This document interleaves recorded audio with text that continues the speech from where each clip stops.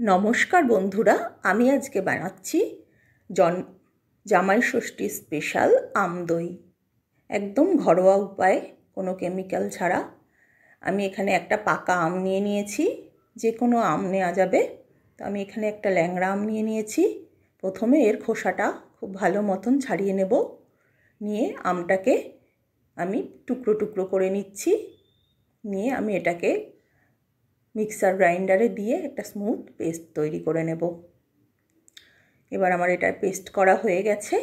আমি যে প্যানে আমটা জাল দেব সেই প্যানটার মধ্যেই ছাঁকনি রেখে এইভাবে একটু ছেঁকে নেব, যাতে এর মধ্যে কোনো আঁশ বা কোনো লাম্প না থাকে। আর যদি এটা একটু লিকুইড করা দরকার পড়ে তাহলে অল্প একটু জল মিশিয়েও এটা ছেঁকে নিতে পারেন, তাতেও কোনো অসুবিধা নেই। তাতে একটু ভালো মতন স্মুথলি ছেঁকা যাবে আমটা। এবার গ্যাস অন করে আমি এই প্যানটা বসিয়ে দিয়ে আমটাকে একটু 5 মিনিট মতন জাল দিয়ে নেব। যখন এটার মধ্যে একটু বাবলস এসে যাবে তখন আমি ফ্লেমটা অফ করে নেব। নিয়ে এটাকে আমি নর্মাল টেম্পারেচারে হওয়ার জন্য রেখে দেব। এবার আমি আরেকটা পাত্রে ফুল ক্রিম দুধ নিয়ে নিয়েছি 1/2 লিটার। এটাকেও আমি জাল বসিয়ে দেব। একটু ঘন করেই জাল দিতে হবে। এবার আমি 1 হাতা দুধ আর একটা বাটিতে তুলে নিচ্ছি। এটার মধ্যে 1 টেবিল স্পুন গুঁড়ো দুধ মিশিয়ে নেব। এতে দইয়ের টেস্টটা খুব ভালো হবে এবং ঘনও হবে বেশ। এই দুধটা আমি মিশিয়ে দেব, দিয়ে খুব ভালো মতন করে জাল দিয়ে নেব। ফ্লেমটা একবার বাড়িয়ে দেব, আবার কমিয়ে দেব, এরকম করে একটু ঘন করে নেব। 8 টেবিল চামচ মতন চিনি দিয়ে দিলাম। যে যেরকম মিষ্টি পছন্দ করেন, এটাতে খুব বেশি মিষ্টি হলে ভালো লাগে না। এবার চিনিটা দিয়ে আমি এটাকে আবারও ঘন করে জাল দিয়ে নিলাম।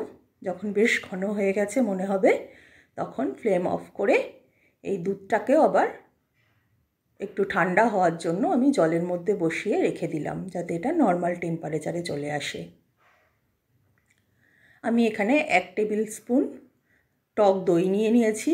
দইটাকে একটুখানি আমি জল ঝরিয়ে নিয়েছিলাম আগে থেকে ঝুলিয়ে রেখে একটা কাপড়ে করে। এটাকে স্মুথ করে একটু ব্লেন্ড করে নিলাম। আর আমি এখানে মাটির পাত্র ভালো করে ধুয়ে নিয়েছি। এটার মধ্যে দইটা একটু মাখিয়ে নেব, তাতে দইটা খুব ভালো জমবে। এবার বাকি দইটার মধ্যে আমি এই আমের পাল্পটা ঠান্ডা হয়ে গেছে, নর্মাল টেম্পারেচার এসে গেছে, এটাকে খুব ভালো করে মিক্সড করে নেব। এবার জাল দিয়ে রাখা যে দুধটা, এই দুধটাও নর্মাল টেম্পারেচারে এসে গেছে এখন। অল্প অল্প করে দিয়ে আমি দুধটাকেও খুব ভালো করে আম আর দইয়ের সঙ্গে মিক্সড করে নেব। এটা কমপ্লিট হয়ে গেছে মিক্সড করা।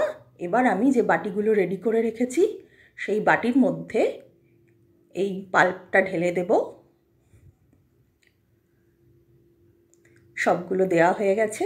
এগুলোকে একটু ট্যাপ করে নেব। নিয়ে ওপর দিকে ফয়েলের টুকরো দিয়ে খুব ভালো করে এয়ার টাইট করে আমি সবগুলোকে একটা একটা করে ঢেকে নেব। এইভাবে সবগুলো প্যাকিং করা হয়ে গেছে। এবার আমি গ্যাস ওভেনের উপরে এটাকে একটু গরম জায়গায় বসিয়ে রাখলে ভালো জমবে। রেখে দিয়েছিলাম 6-7 ঘন্টা মতন। দেখুন কি সুন্দর জমে গেছে, দইটা একদম রেডি হয়ে গেছে। এটা চেক করে এবার ঠান্ডা হওয়ার জন্য ফ্রিজে ঢুকিয়ে রেখে দেব। 1-1.5 ঘন্টা বাদে যখন ঠান্ডা হয়ে যাবে তখন আমি এটাকে ঠান্ডা ঠান্ডা দই পরিবেশন করব। ফয়েলটা খুলে আপনাদের দেখাচ্ছি। দেখুন কি সুন্দর জমেছে, দেখে মনেই হচ্ছে না যে বাড়িতে বানানো, একেবারে দোকানের মতন আম দই হয়েছে। তো আপনারাও এই টিপসগুলো মেনটেন করে বানিয়ে দেখবেন এবং কেমন হলো অবশ্যই আমাকে কমেন্ট করে জানাবেন। নমস্কার।